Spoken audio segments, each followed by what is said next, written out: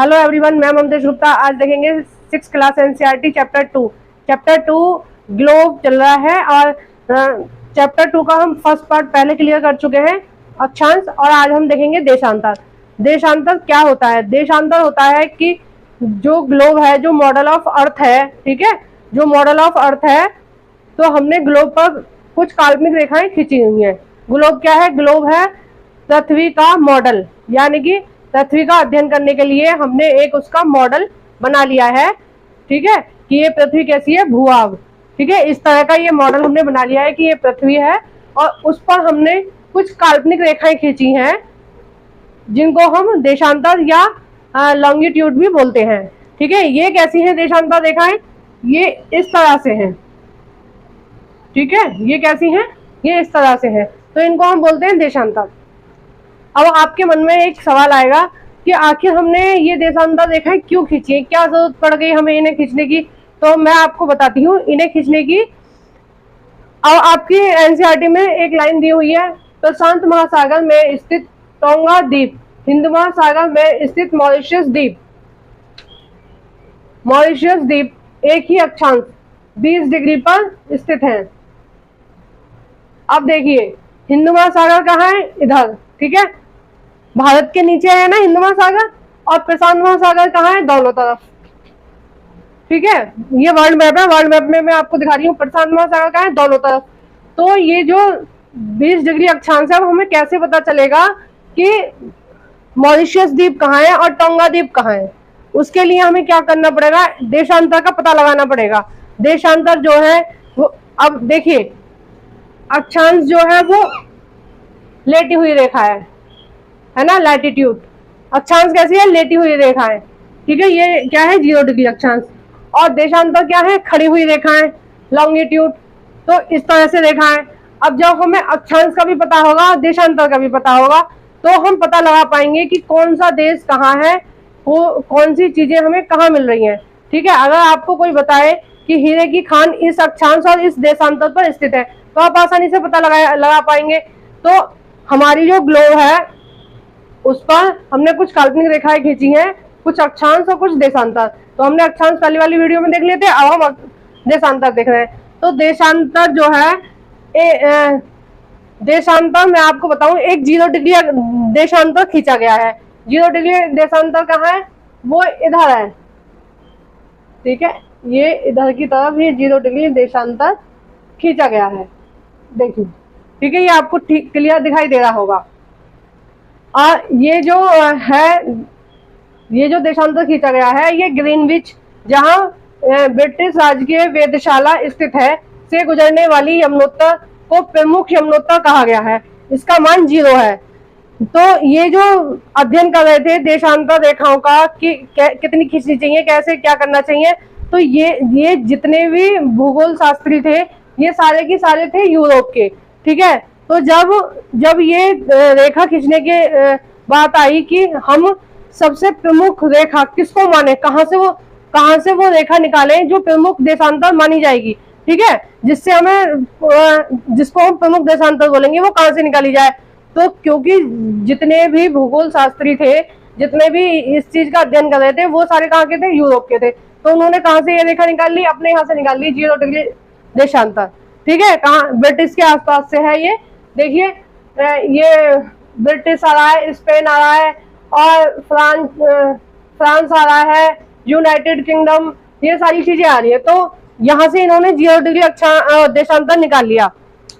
ये जो 0 डिग्री देशांतर है, इसी के हिसाब से हम टाइम का पता लगाते हैं कि हमारा टाइम कितना होगा। आपने कई बार सुना होगा कि जो इंग्लैंड है वहां का टाइम और हमारे यहाँ का टाइम अलग अलग है, क्योंकि वहां अगर हमारे यहाँ कोई चीज दिन में हो रही है तो उनके वहां वो चीज रात में होती है। ऐसा क्यों?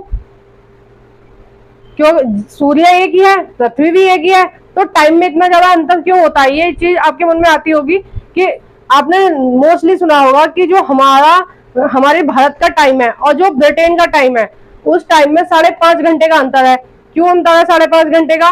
वो जो रेखा है, जो हम टाइम को काउंट करते हैं, वो हम यहाँ से काउंट करते हैं, ठीक है।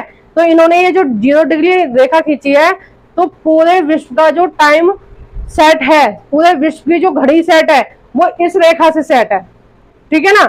इस रेखा के हिसाब से वो अपने टाइम को आगे और पीछे कर लेते हैं, है ना। जैसे हमारे यहाँ, अब देखिए इधर की तरफ जाएंगे तो पूर्व की तरफ जाएंगे तो बताएंगे कि हमारा, अब जैसे भारत है, भारत तो पूर्व में आ रहा है, इस रेखा के पूर्व में, ठीक है। तो भारत में जो टाइम होगा, जो भी टाइम होगा तो ऐसे लिखा जाएगा 5.5 घंटे आगे पूर्व में, ठीक है। और अगर यहाँ वाले लोग टाइम काउंट करेंगे, ब्राजील वाले, यूनाइटेड, ये अमेरिका वाले और जितने भी यहाँ देश है, कनाडा वाले, ये जो भी टाइम काउंट करेंगे ये क्या करेंगे, पश्चिम, जैसे हम काउंट करते हैं 5.5 घंटे पूर्व में, 5.5 घंटे पूर्व, तो ये क्या टाइम काउंट करेंगे 5.5, जो भी इनके हिसाब से टाइम में चेंज होगा वो काउंट करेंगे पश्चिम में, ठीक है ना। आपको ये चीज तो क्लियर हो गई कि हमारा जो टाइम काउंट है वो कहां से है, 0 डिग्री देशांतर से, ठीक है। अब एक देशांतर और खींचा गया है, उसको बोलते हैं अंतरराष्ट्रीय तिथि रेखा। अब देखिए ये सबसे ज्यादा इंपॉर्टेंट है और बहुत ज्यादा पूछी जाती है एग्जाम में। ये है 180 डिग्री, ठीक है, और ये प्रशांत महासागर में से निकाली गई है, ये है। और ये जो रेखा है अंतरराष्ट्रीय तिथि रेखा, इससे दिन तारीख काउंट करते हैं, है ना, तारीख काउंट करते हैं। अब हमारा जो सूर्य है वो कहाँ उगता है, सबसे पहले कहाँ दिखाई देता है, पूर्व में, है ना, सबसे पहले दिखाई देता है पूर्व में। तो सबसे पहले कहाँ दिखाई देता है, जापान में, तो जापान में दिखाई देता है। तो ये जो अंतरराष्ट्रीय तिथि रेखा है ये सूर्य के प्रकाश के आधार पर इन्होंने खींची है ना। ये किसके आधार पर खींची है, सूर्य के प्रकाश के आधार पर खींची है, क्योंकि जो सूर्य का प्रकाश की जो पहली किरणें होती हैं वो यहाँ आती हैं। और ये जो अंतरराष्ट्रीय तिथि रेखा है, अब ये भी तो पूर्व और पश्चिम होगी ना, जब ये यहाँ से हम पूर्व और पश्चिम को काउंट करते हैं तो ये वाली भी तो पूर्व पश्चिम होगी। तो ये वाली जो अंतरराष्ट्रीय तिथि रेखा है ये 180 डिग्री पर है, ठीक है। आप एक वर्ड मैप ले और उस वर्ड मैप में इन सारी चीजों को ध्यान से देखना, ठीक है। तो ये आपको दिखेंगी 180 डिग्री पर एक रेखा आई होगी, वो सबसे पूर्व में दिखाई देगी और एकदम बीच से में दिखाई देगी यूनाइटेड किंगडम के आसपास, ये 0 डिग्री अक्षांश होगी। इन सारी चीजों को आप मैप खरीद लीजिए और उसमें बार बार देखेंगे तो आपको बहुत अच्छे से याद हो जाएगा, और ऐसा याद हो जाएगा कि आप कभी नहीं भूलेंगे, ठीक है। ये जो भूगोल है वो रटने की बिल्कुल भी चीज नहीं है, आप इसको रटने की कोशिश ना करें। जो भी चीज मैं आपको क्लियर कर रही हूँ तो आप एक बार मैप में रफली जरूर देखें, वीडियो देखने के बाद एक बार मैप में देखें कि जो ये चीज पढ़ाई जा रही है वो मैप में इस तरह से दी हुई है या नहीं दी हुई है, तो वो आपको अच्छे से समझ में आएगा। अब देखिए मैं अपने मॉडल पे बढ़ाती हूँ आपको ग्लोब पर, कि ये जो बीचों बीच ली गई है रेखा ये है 0 डिग्री अक्षांश, ठीक है।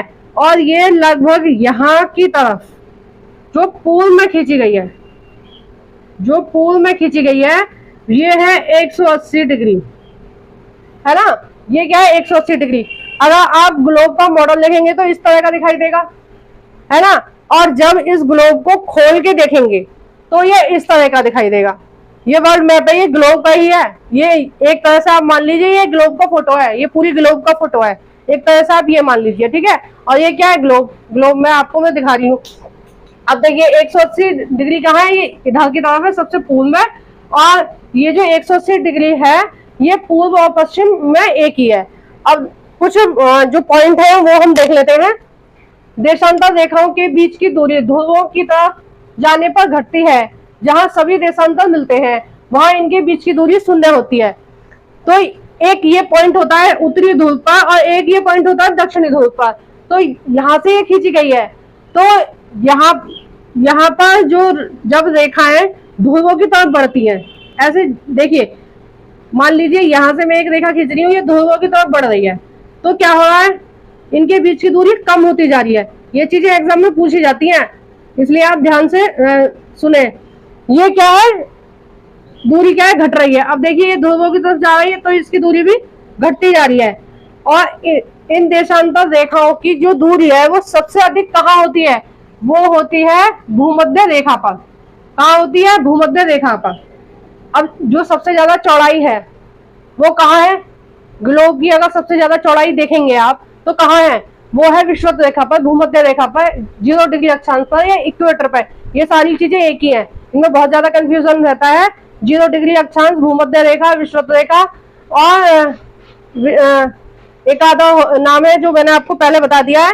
तो ये सारा क्या है, एक ही है। तो सबसे ज्यादा चौड़ाई जो है ग्लोब की वो 0 डिग्री अक्षांश पर है, भूमध्य रेखा पर है, विषुवत रेखा पर है, इक्वेटर पर है। तो अक्षांशों की जो दूरी है वो कहाँ होगी, वो भी यही होगी, है ना। अब नेक्स्ट देखते हैं। अब ये मैंने आपको बता दिया कि 0 डिग्री अक्षांश हमने कहाँ खींचा है, ये हमने ब्रिटिश के आसपास, जहां ब्रिटिश राजकीय वेधशाला स्थित है, ठीक है, जहां पे इस चीज का अध्ययन किया गया था, जहां के भूगोल शास्त्री थे उन्होंने अपने हिसाब से अपने यहाँ पे खोल लिया, अपने यहाँ से गुजार ली ये वाली रेखा। 180 डिग्री 180 देशांतर को अंतरराष्ट्रीय तिथि रेखा कहते हैं। 180 पश्चिम यमुनोत्तर और 180 पूर्व यमुनोत्तर एक ही रेखा पर स्थित है। ये भी मैंने आपको पहले बता दिया कि जो पूर्व और पश्चिम है वो एक ही पर स्थित है।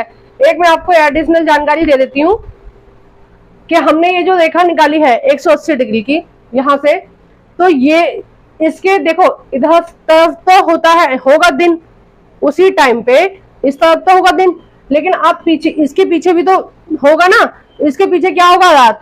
तो जो टाइम का काउंट होता है वो इस जो दिन का काउंट होता है वो इससे होगा। मान लीजिए अगर इधर सोमवार है, ठीक है ना, इधर क्या है, मंडे है, तो ये पूर्व है, पूर्व में क्या है, मंडे है, तो इसके पश्चिम में क्या होगा, इसके पश्चिम में मंडे से एक दिन पीछे जाओ, संडे होगा, है ना। इसके ये जो रेखा है ये पूर्व और पश्चिम एक ही के लिए एक ही गुजारी गई है। तो ये पूर्व में क्या होगा, एक दिन आगे होता है, और पश्चिम में क्या होता है, एक दिन पीछे होता है, क्योंकि ये सूर्य की किरणों के हिसाब से निकाली गई है। तो जो सूर्य की किरणें हैं वो सबसे पहले यहाँ इधर दिखाई देती हैं, तो सूर्य की किरणें जो इधर दिखाई देती हैं, तो इधर अगर दिन होगा तो पीछे वाली तरफ रात ही तो होगी ना। तो अभी इसका एक पार्ट और रह गया है जिसमें मैं आपको टाइम बताऊंगी कि हम टाइम को कैसे सेट करते हैं इन रेखाओं, देशांतर रेखाओं के हिसाब से। तो इसी तरह की और इन्फॉर्मेशन के लिए सब्सक्राइब करें मेरा चैनल एनसीईआरटी ममतेश गुप्ता।